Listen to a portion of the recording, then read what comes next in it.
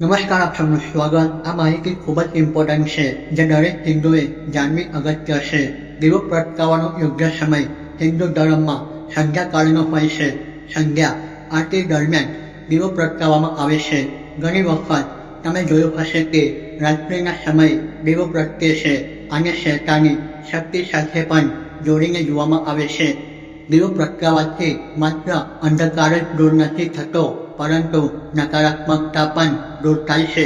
પૂજા પાઠ દરમિયાન દીવો પ્રગટાવવો વધુ શ્રેષ્ઠ માનવામાં આવે છે.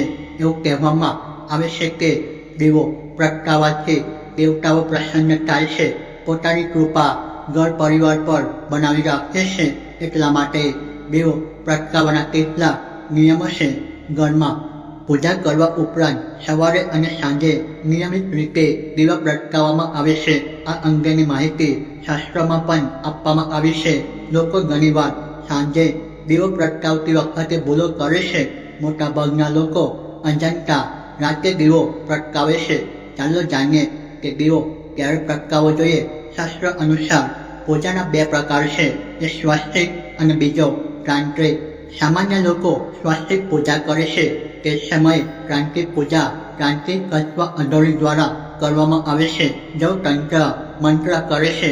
સ્વાસ્તિક પૂજાનો સમય સવારે બ્રહ્મ મુહૂર્તથી સૂર્યાસ્ત સુધીનો છે. તાંત્રિક પૂજાનો સમય સૂર્યાસ્ત પછી શરૂ થાય છે. દેવતાઓ સૂર્યાસ્ત પછી આરામ કરે છે. જ્યારે ભગવાન જાગતા હોય ત્યારે હંમેશા દીવો પ્રગટાવવો જોઈએ. તમારા ઘર અથવા મંદિરમાં સૂર્યોદય અને સૂર્યાસ્ત વચ્ચે દીવો પ્રગટાવવો જોઈએ. સવારે પૂજા સમયે દીવો પ્રગટાવવો જોઈએ અને પછી સાંજની આરતી માટે દીવો પ્રગટાવવો જોઈએ. રાત્રે દીવો ન પ્રગટાવવો જોઈએ. સાંજે જ્યારે સૂર્યાસ્ત આથમતો હોય ત્યારે દીવો પ્રગટાવવો જોઈએ. સૂર્યાસ્ત પછી દીવો પ્રગટાવવો એક તાંત્રિક વિધિ માનવામાં આવે છે. આમ કરવાથી કોઈ ફાયદો થતો નથી. દીવો હંમેશા યોગ્ય સમયે પ્રગટાવવો જોઈએ. રાતે દીવો કરવો એટલે ભગવાનની ઊંઘમાં ખલેલ પહોંચાડવી એ માનવામાં આવે છે. તો આજની વિડીયોની અંદર અહીંયા સુધી વિડીયો પસંદ આવ્યો હોય, માહિતી પસંદ આવી હોય તો વિડીયોને લાઈક કરી ચેનલ સબસ્ક્રાઈબ કરી શકો છો. અહીંયા સુધી વિડીયો જોવા બદલ તમારો ખૂબ ખૂબ આભાર. જય હિન્દ, જય ભારત.